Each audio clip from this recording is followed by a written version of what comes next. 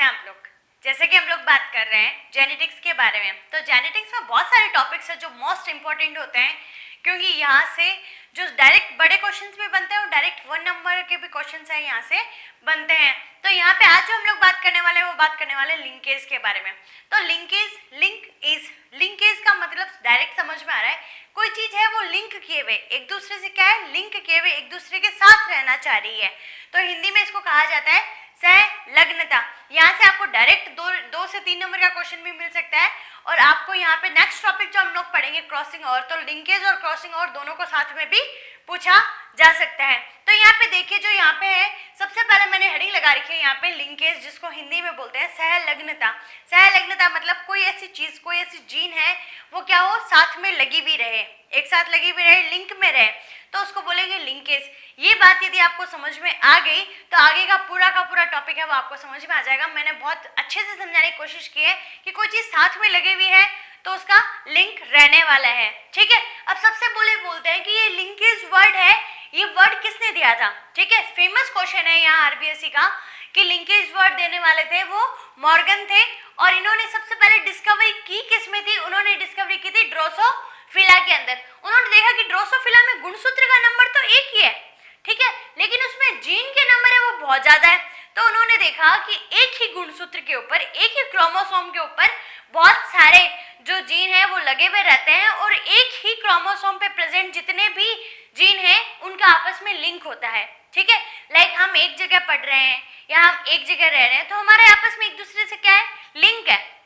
तो यही लिंकेज है, इस वर्ड को दिया था मॉर्गन ने। तो मॉर्गन ने ड्रोसोफिला के अंदर सबसे पहले इसको देखा और इसका नाम क्या दिया, लिंकेज। तो आप लोगों को ये टर्म ध्यान में रखनी है, डिस्कवरी, या इसको हम बोले कि इसका जो एक्सपेरिमेंटल है, तो वो एक्सपेरिमेंट्स है वो किए थे बैटसन और पुनेट, ये हम आगे डिस्कस करेंगे।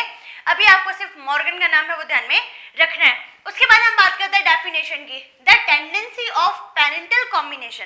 टेंडेंसी मतलब कि यहाँ पे जो भी पेरेंटल कॉम्बिनेशन है, लाइक हम लोग कैपिटल टी और स्मॉल टी ले रहे हैं, ठीक है। अब वो दोनों जिद कर ले कि भाई हम आगे जो ट्रांसफर होंगे वो हम साथ में ही ट्रांसफर होंगे, हम अलग अलग नहीं होंगे, हम साथ में ट्रांसफर होंगे तो हम हमारा कैरेक्टर है वो ज्यादा शो करेंगे, ठीक है। तो इस टाइप से यहाँ क्या है, the tendency of parental combination to remain together which is expressed in low frequency of recombinant. Recombinant word आप लोगों ने सुना हुआ है कि रिकॉम्बिनेंट, जब डीएनए टेक्नोलॉजी पढ़ी तो रिकॉम्बिनेंट डीएनए टेक्नोलॉजी में हम लोगों ने देखा था कि कोई भी दो अलग टाइप की चीज, मतलब कि प्लाज्मिड था और फॉरेन डीएनए था, वो दोनों आपस में कंबाइन होकर क्या बना रहे थे, रिकॉम्बिनेंट डीएनए बना रहे थे, पुनर्योजी बना रहे थे। तो ये पुनर्योजी या रिकॉम्बिनेंट जो बन रहा है उसकी फ्रीक्वेंसी कैसी रहेगी यहाँ पे, लो, कि भाई जो साथ में लगी हुई जीन है वो साथ में अपना कैरेक्टर्स है उसको एक्सप्रेस करने की कोशिश करेगी, और यहाँ पे लो फ्रीक्वेंसी रहेगी रिकॉम्बिनेशन की। तो ये तो आपको लिंकेज की डेफिनेशन ध्यान में रखनी है, ये सारे एक नंबर के क्वेश्चन रहेंगे। उसके बाद में देखिए jeans of same chromosome is show linkage, कि जो सेम क्रोमोसोम के जीन है वो लिंकेज को शो करेगी, सीधी सी बात है। उसके बाद में कि gene of different chromosome show independent assortment. Independent assortment, law of independent assortment जो मेंडल का लॉ था, ठीक है, उसका एक्सेप्शन है ये लिंकेज, ठीक है। उन्होंने तो कहा था कि जो इंडिपेंडेंट असॉर्टमेंट में कि भाई सारे के सारे जीन्स है वो अपना अपना इंडिपेंडेंटली, ठीक है, अपना कैरेक्टर है वो शो करती है, लेकिन इसमें ऐसा कुछ भी नहीं होता, दो जीन है वो साथ में रह के ही काम करेगी। तो यहाँ पे देखिए इंडिपेंडेंट असॉर्टमेंट का ये एक्सेप्शन है, ये भी हम आगे पढ़ेंगे। तो यहाँ पे देखिए देन आप लोग को देखना है कि लिंक्ड जीन क्या होती है, all the gene located on same chromosome. बात वही है कि जीन जो क्या हो, सेम क्रोमोसोम पे लोकेटेड हो उसको लिंक्ड जीन कहते हैं, सहलग्न जीन या लिंक्ड जीन कहते हैं। उसके बाद में linkage is not proportional to distance between genes, मतलब कि हम बात करें कि कोई जीन है, उस जीन के अंदर यदि डिस्टेंस कम हो, कोई जीन है यदि उसमें डिस्टेंस क्या हो, बहुत ही कम हो, डिस्टेंस कम होगी तो लिंकेज क्या होगा, बहुत ज्यादा होगा, ठीक है। और यदि हम बात करें कि यहाँ पे डिस्टेंस हम बढ़ा देते हैं, डिस्टेंस से हम क्या कर देते हैं, बढ़ा देते हैं, मतलब दो जीन्स है वो थोड़ी दूर दूर है, तो यहाँ पे लिंकेज के चांसेस है वो क्या रहेंगे, बहुत ही कम रहेंगे। तो आप लोग को ये चीज है वो ध्यान में रखनी है। Then link group do not show independent assortment, कि भाई है ही इंडिपेंडेंट असॉर्टमेंट है, जो थर्ड लॉ है मेंडल का वो शो नहीं करता लिंकेज। क्लियर। उसके बाद में आप कहोगे कि मैम ये लिंक्ड जीन पाई कहाँ जाती है, लिंक्ड जीन होती कहाँ है, लिंक्ड जीन का नंबर कितना होता है, सारे क्रोमोसोम में लिंक्ड जीन होती है क्या? हाँ होती है। तो यहाँ पे देखिए कि नंबर ऑफ लिंक्ड ग्रुप, कि लिंक्ड ग्रुप का जो नंबर है वो कितना है, तो नंबर होगा यहाँ हैप्लॉइड नंबर ऑफ क्रोमोसोम। किसी भी ऑर्गेनिज्म में लिंक्ड ग्रुप का जो नंबर है वो नंबर कौन सा होगा? Haploid number of chromosome. अब हैप्लॉइड नंबर कैसे निकालते हैं? लाइक हम लोग में है 46 क्रोमोसोम, 46 का जस्ट हाफ 23, तो वो 23 पेयर बना रहा है, वही हमारा हैप्लॉइड बना रहा है। हैप्लॉइड को हम अन से रिप्रेजेंट करते हैं, डिप्लॉइड है जो 46 बोल रहे हैं वो हम 2 से रिप्रेजेंट करते हैं। तो यहाँ पे देखिए एग्जाम्पल में मैंने यहाँ पे लिखा है कि 2 एंड पेयर और लिंक्ड ग्रुप, कि भाई जितने यहाँ पे पी और मेज का एग्जाम्पल लिया मैंने कि पी में यहाँ पे कितने हैं, जो डिप्लॉइड कैरेक्टर है वो कितने हैं? 2 एन। उसके बाद में हम एन की बात करें, मतलब हैप्लॉइड कैरेक्टर की बात करें तो 7, पेयर की बात करें तो 7 पेयर होते हैं, और लिंक्ड जीन भी फिर उतने ही होते हैं, 7 होते हैं। क्लियर। देन हम लोग मेज की बात करें तो 20, एंड देन ये सारे के सारे कैसे रहेंगे? 10 रहेंगे। क्लियर। यहाँ पे आप लोगों को ये चीज ध्यान में रखनी है कि हैप्लॉइड नंबर ऑफ क्रोमोसोम है वो लिंक्ड ग्रुप होता है किसी भी ऑर्गेनिज्म का। ठीक है। उसके बाद में देखिए genes are arranged on chromosome in linear fashion. जो लीनियर फैशन होती है कि यहाँ पे एक लाइन के फॉर्म में, एक लाइन की फॉर्म में सारी की सारी जीन है, वो जैसे हम प्रेयर में लाइन बना के बैठते हैं ना, वैसे सारी की सारी जीन हमारी क्रोमोसोम में कैसे बैठी है? लाइन से बैठी है। तो यहाँ पे लीनियर फैशन में प्रेजेंट होते हैं, ये आपको ध्यान में रखना है। An exception to Mendel's law of independent assortment was reported by, मतलब सबसे पहले रिपोर्टेड इसको किसने किया था? बैटसन और पुनेट ने किया था। और किया कैसे? इनको इसकी डिस्कवरी का यहाँ पे क्रेडिट मिल सकता है, लेकिन नाम का क्रेडिट नहीं मिल सकता है। नाम का क्रेडिट कौन ले गए? हमारे मॉर्गन महोदय ले गए। तो यहाँ पे बैटसन और पुनेट ने क्या किया? मतलब ये तो एक्सपेरिमेंट ही कर रहे थे पी प्लांट पे, हम लोग आगे देखेंगे इनका एक्सपेरिमेंट है वो आपके इस टॉपिक में दे रखा है। तो ये एक्सपेरिमेंट कर रहे थे, तो इन्होंने कहा कि कुछ ऐसा फैक्टर है, कुछ ऐसा है यहाँ पे जो क्या कर रहा है, साथ में एक जनरेशन से दूसरी जनरेशन में जा रहा है, जो किसी चीज को अलग नहीं होने दे रहा। ठीक है। इंडिपेंडेंट असॉर्टमेंट में था कि चारों के चारों जीन हम लोगों ने ली थी, जो राउंड और रिंकल्ड वो अलग अलग अपना शो कर रहे थे। फिर है कि हमने देखा था कि येलो और ग्रीन है वो भी अपना अपना कैरेक्टर है वो शो कर रहे थे, लेकिन यहाँ पे ऐसा कुछ नहीं हो रहा था। तो जो एक्सेप्शन है, थर्ड लॉ का जो एक्सेप्शन है, उसको सबसे पहले रिपोर्टेड करने वाले कौन थे? यहाँ पे बैटसन और पुनेट थे, और बैटसन और पुनेट का एक्सपेरिमेंट ही हम यहाँ पे पढ़ने वाले हैं। उससे पहले हम लोग देखते हैं कि कुछ जीन्स का अरेंजमेंट होता है, कि जीन्स का अरेंजमेंट होगा, या हम यहाँ पे बात करें कि लिंकेज के टाइप के बारे में हम लोग डिस्कस करने वाले हैं। तो यहाँ पे देखिए सबसे पहले मैंने लिखा है सिस अरेंजमेंट और ट्रांस अरेंजमेंट। सिस और ट्रांस है वो कॉमन से टर्म्स है, आप लोग काफी टाइम से यूज करते हुए आ रहे हो, 10th 9th 10th में भी होते हैं। उसके अलावा जब आप गोल्जी बॉडी के स्ट्रक्चर देखते हैं तो उसमें भी सिस और ट्रांस अरेंजमेंट होता है।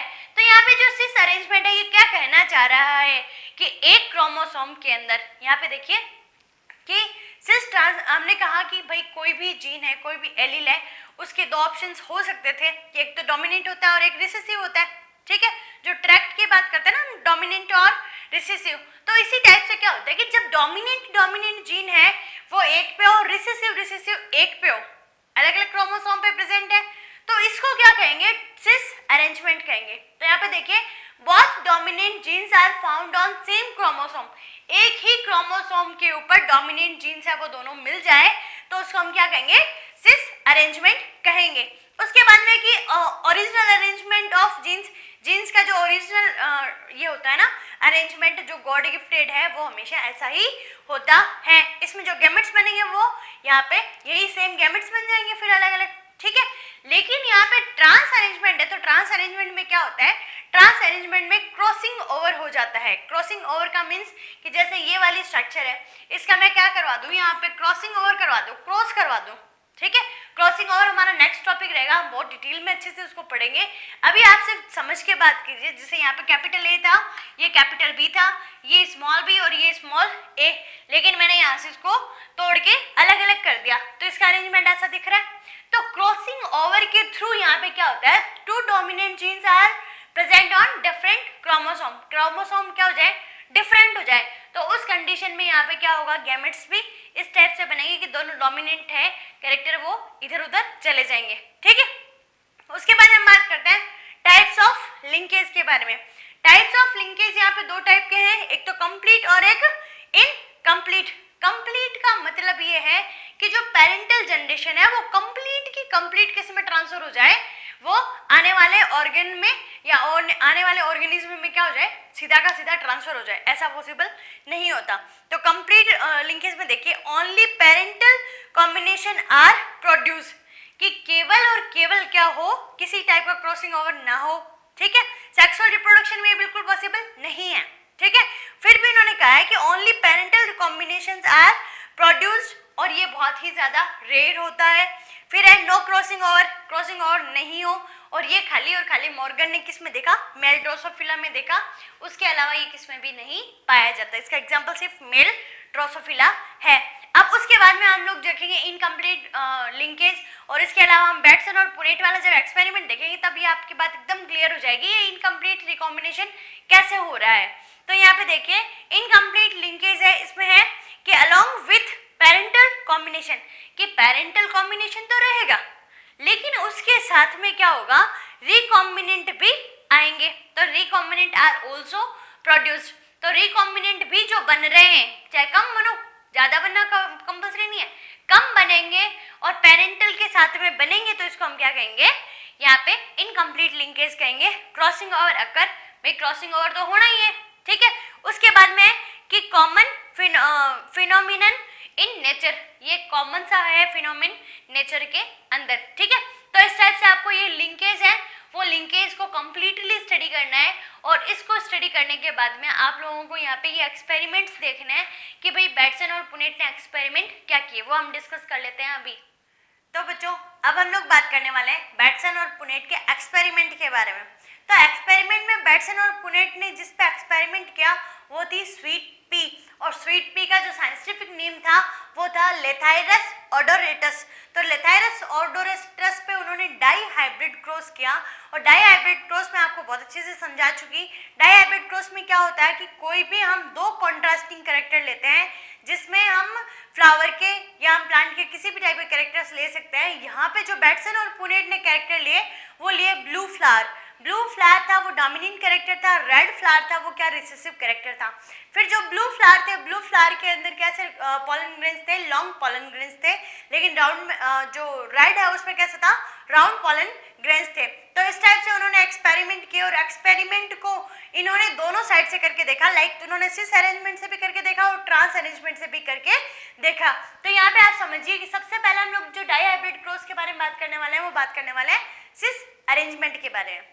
तो जो सिस अरेंजमेंट है, सिस अरेंजमेंट में क्या होगा कि जो दोनों के दोनों डोमिनेंट कैरेक्टर है वो एक ही क्रोमोसोम पे प्रेजेंट होगी, और जो ट्रांस होता है, ट्रांस के अंदर जो डोमिनेंट कैरेक्टर होंगे वो अलग अलग क्रोमोसोम्स पे प्रेजेंट होंगे। इतनी बात तो आपको क्लियर है।